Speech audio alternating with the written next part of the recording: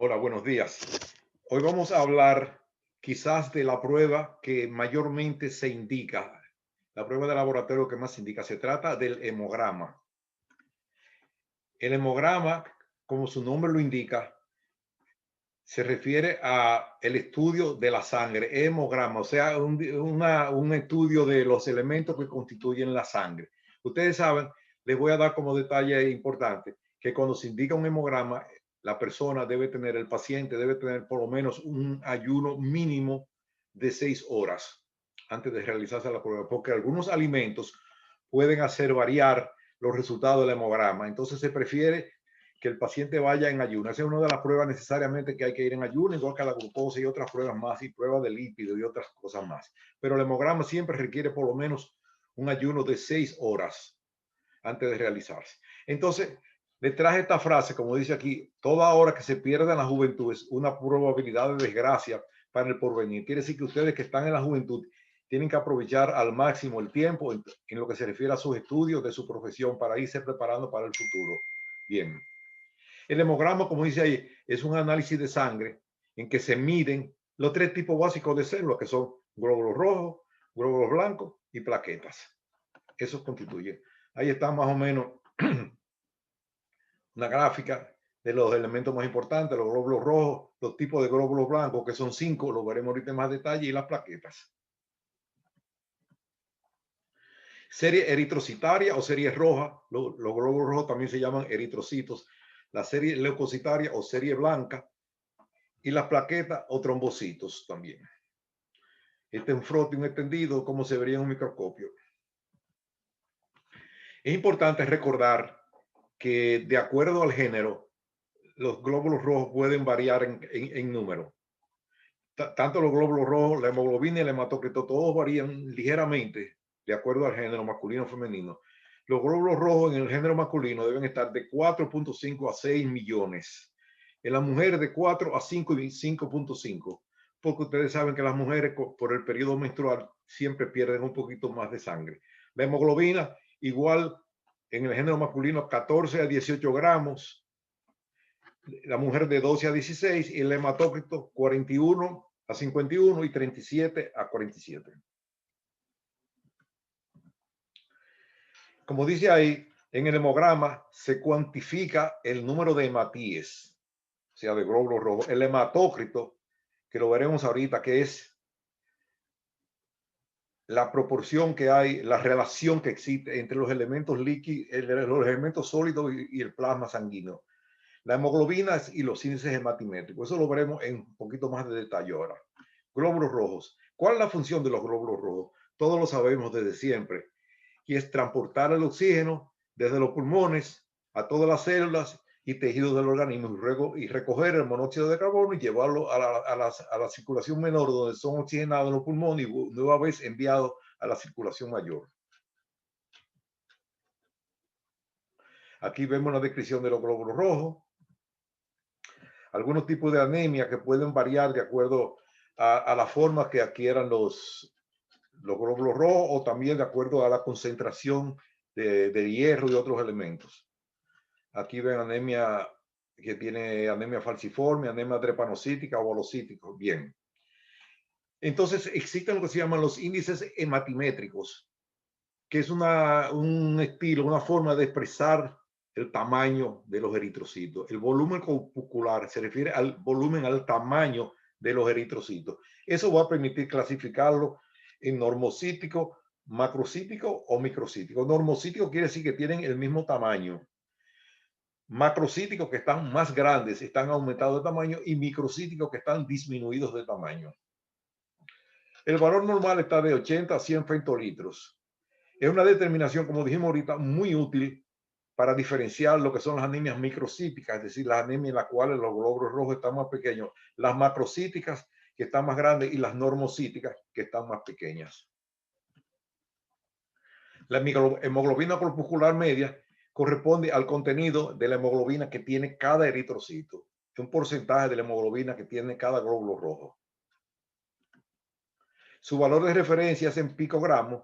Valores menores de 27 picogramos se observan, por ejemplo, de anemias microcíticas, mientras que valores aumentados se observan en anemias macrocíticas. Recordar eso, macrocítica, microcítica y normocítica. La concentración de hemoglobina corpuscular media se refiere a la concentración promedio de hemoglobina por cada cc de eritrocitos. Eso también es otro parámetro importante para definir si es anemia normocrómica, hipocrómica o hipercrómica, es decir, si la cantidad de hemoglobina está normal, si está por debajo o si está por encima. Eso quiere decir normocrómica, hipocrómica o hipercrómica. Alteraciones morfológicas pueden haber varias por déficit de hierro, talasemia, es decir, con relación al volumen corpuscular medio pueden haber muchísimas variaciones, que eso ya corresponde al campo del hematólogo propiamente, pero nosotros debemos conocer por lo menos a grandes rasgos lo que eso significa. Hay algunas consideraciones, algunas consecuencias, por ejemplo, intoxicaciones por plomo, algunos por medicamentos que pueden hacer variar el tamaño de los glóbulos rojos. Tenemos la anemia megaloblástica, que es una anemia en la cual los glóbulos rojos tienen un tamaño, son, como dice arriba, macrocítico, un tamaño por encima de lo normal, aplásica. Cuando la médula roja, cuando la médula deja de producir glóbulos rojos, la médula ósea, perdón, deja de producir glóbulos rojos, entonces se produce una anemia aplásica, o sea que no se producen glóbulos. Eso en un momento se presentó con alguna frecuencia por un medicamento que se llamaba cloromicetina, que era un antibiótico muy efectivo para infecciones de garganta, pero se fue descartado por que producía muchos trastornos, muchas anemias aplásicas. También el hemograma nos puede servir para diagnosticar a veces leucemias, infecciones agudas, cánceres. Es decir, el hemograma es un parámetro muy importante en la evaluación general del paciente. También consumo de drogas y otras cosas. Puede haber anemia normocítica y normocrómica si hay una pérdida de sangre, porque los glóbulos rojos mantienen su tamaño, mantienen su cantidad y su concentración de hemoglobina. Entonces, si el paciente presenta un sangrado profuso, eso va a generar que se produzca una anemia, pero con valores normocíticos y normocrómicos. También en caso de infección, en caso de inflamaciones crónicas, de enfermedades renales y cánceres. Veremos también las alteraciones morfológicas, cómo se clasifican esferocitos, ovalocitos, estomatocitos, células falciformes, esquitocitos. Esto mide el porcentaje, el hematócrito, ahora que vamos a ver, mide el porcentaje de glóbulos rojos en el volumen total de la sangre. Aquí ustedes ven la fracción líquida, lo que es el plasma, aquí, ahí arriba, y abajo los glóbulos rojos. La hemoglobina forma parte del glóbulo rojo y es la que su función principal es transportar el dióxido de carbono. Se mide su concentración en sangre. Es importante la hemoglobina también, sobre todo está de moda actualmente, se utiliza mucho la hemoglobina glucosilada, que es una prueba para evaluar cómo va el control de la diabetes. Ustedes saben que la ventaja de la hemoglobina glucosilada es que el paciente no tiene que estar en ayuno, se le puede hacer a cualquier hora después de haber comido lo que quiera y nos va a reportar información sobre 2 meses anteriores. Es decir, que el paciente, si se pone a dieta 2 o 3 días antes, como quiera, no nos va a hacer cambiar en nada, porque eso tiene una memoria a más largo plazo, porque la hemoglobina se une con la glucosa y forma un compuesto más estable. Tenemos ahora hematócrito y hemoglobina que se relacionan con el número y cantidad de hemoglobina de los glóbulos rojos. Estos valores disminuyen. Cuando esos valores disminuyen, se habla de que el paciente está en anemia. Ahora decimos la serie blanca está formada por los leucocitos o glóbulos blancos, que veremos sus funciones principales, como de la defensa del organismo y la reacción frente a sustancias extrañas. La cifra total de leucocitos más o menos 3.000 a 10.000 por ahí promedio, lo vamos a ver ahora en detalle. Hay que también conocer el tipo de leucocitos, que son 5 clasificaciones de leucocitos. Cada una tiene una función especial. Los neutrófilos están en un 55 a 70%, más o menos. Los eosinófilos del 1 al 4%, los basófilos de 0.1%, los linfocitos de 20 a 40% y los monocitos. Ahora veremos en detalle la importancia de evaluar cada una de estas series de glóbulos blancos. Como dicen aquí, los neutrófilos son los más numerosos y se presentan cuando hay infección aguda. Es decir, cuando se ve elevación de neutrófilos es porque hay alguna infección aguda o alguna inflamación.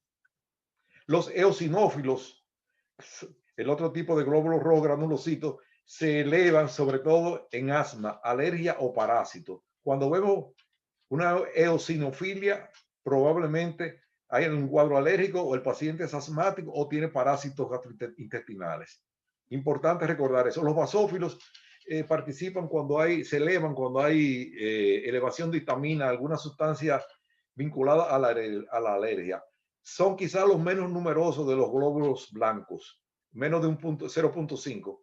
Ahora tenemos los linfocitos que se elevan, contrario a los neutrófilos, se elevan cuando hay infecciones crónicas, tuberculosis, sífilis, cualquier enfermedad, SIDA, cualquier enfermedad crónica va a presentar elevación de los leucocitos. Hay varios tipos de linfocitos, ustedes saben, eso ya es un terreno aparte. Los linfocitos, específicamente los linfocitos CD4, se utilizan para evaluar cómo está funcionando el tratamiento contra el VIH.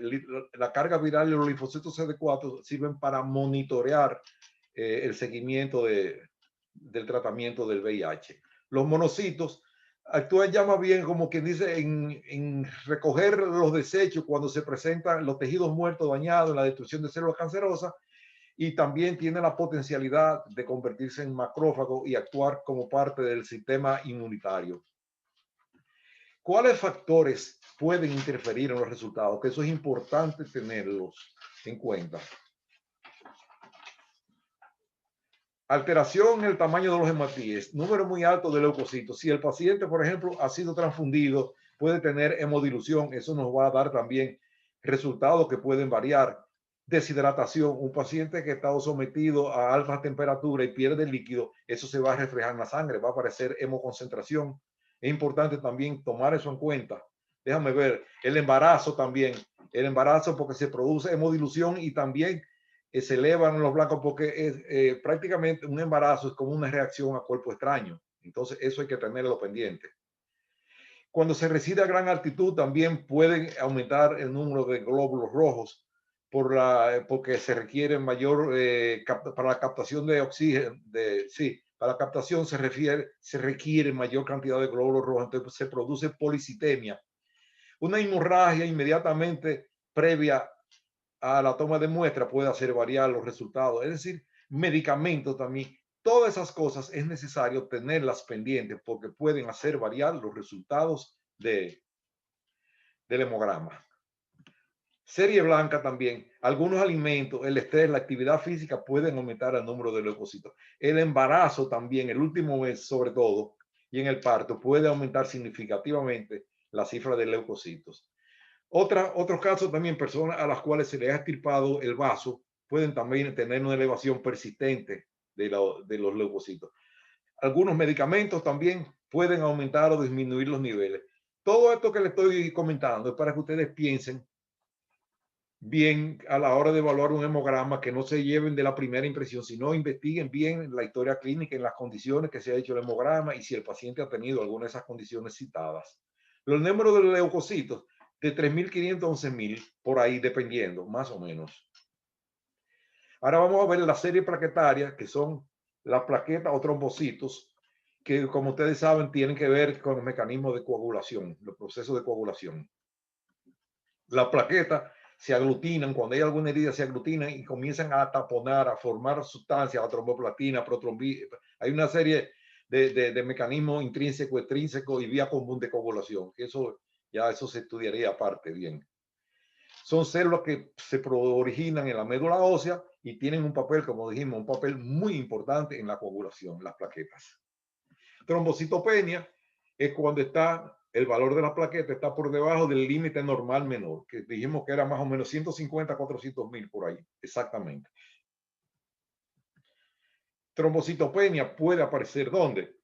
En pacientes que han recibido quimioterapia por cáncer, en una enfermedad que se llama coagulación intravascular diseminada, en anemias hemolíticas también, hiperesplenismo relacionado con trastorno del vaso, la púrpura trombocitopénica, que es una enfermedad en la cual se produce disminución del número de plaquetas. En leucemias, pacientes que tienen alguna válvula coronaria protésica, transfusiones masivas de sangre. Ustedes saben que ya la sangre no se transfunde total. La sangre se selecciona específicamente la fracción que necesita el paciente y entonces se transfunde. Puede ser plaqueta, glóbulos rojos, puede ser lo que fuera. Es decir, ya no se, para evitar sobrecargas, se transfunde la fracción que interesa específicamente a cada paciente. Se habla de trombocitosis cuando hay un aumento en el número de las plaquetas por encima del límite superior más alto, que como dijimos ahorita, recordando, es de 150.000 a 400.000 plaquetas por milímetro cúbico. Trombocitosis, como dijimos, se presenta en la policitemia vera, en síndrome cuando han extraído el vaso, trombocitosis primaria, en algunas malignidades, en las leucemias también, y en caso de anemia. Importancia del hemograma. Como ustedes saben, el hemograma es el examen de laboratorio que se indica con mayor frecuencia y el que tiene más importancia porque requiere ser examinado minuciosamente para evitar interpretaciones erróneas y hacer diagnósticos falsos. Pero el hemograma es la prueba de laboratorio que se indica con más frecuencia. El hematócrito se refiere al porcentaje de la masa del eritrocito con relación al volumen sanguíneo. Es decir, lo que vimos ahorita, los elementos sólidos con relación al plasma sanguíneo. Ahí también con el hematócrito se calculan los índices hematimétricos, es decir, el volumen corpuscular medio, la concentración de hemoglobina corpuscular media y el volumen de hemoglobina concentración media. La alteración de estos parámetros nos orientan, nos dicen la presencia o no de distintos tipos de anemia o algunas enfermedades malignas. Cuando está disminuido, cuando el paciente está anémico, va a experimentar sensación de cansancio, sensación de fatiga. Eso es importante. Aún sin hacer el hemograma, cuando el paciente llega a nuestra consulta, debemos valorarlo y fijarnos cómo se sienta, si está cansado, si tiene sensación de agotamiento, dificultad para respirar. Todas esas cosas debemos evaluarlas aún antes de empezar a trabajar. Eso nos va a ir orientando cualquier condición importante que el paciente pudiera tener. Revisar la serie blanca y los cambios experimentados, es decir, como dijimos ahorita, neutrófilos, sinófilos, basófilos, linfocitos o monocitos. Cada uno de ellos, mirarlo cuidadosamente y ver si hay alguna alteración en ellos. Y eso nos podría orientar hacia dónde, si es una infección aguda, si es una infección crónica, si es un paciente asmático, alérgico, que tiene trastorno de parásitos. Es decir, todas esas cosas, verlo, si tiene alguna elevación de la serie blanca, pudiera ser algún tipo de leucemia también. Un detalle importante también que se me iba a pasar, en las infecciones bacterianas se elevan los glóbulos blancos. En las infecciones virales ocurre lo contrario, disminuyen. Es decir, que eso es un parámetro para diferenciar. A veces no es tan fácil porque muchas veces una infección bacteriana se superpone a una viral, pero es importante valorar eso, que en las infecciones bacterianas se elevan los leucocitos y cuando son virales se disminuyen. Con esto, espero haber satisfecho parte de lo que debemos conocer. Seguiremos estudiando y, como decía alguien, Isaac Newton, un gran pensador, lo que sabemos es una gota de agua, lo que ignoramos es el océano. Isaac Newton, un físico británico talentoso. Como ustedes ven, ahí estamos ya llegando a esto. Yo espero que le haya resultado útil. La próxima semana comentaremos todo eso, a ver cómo nos ha acabado de ir y haremos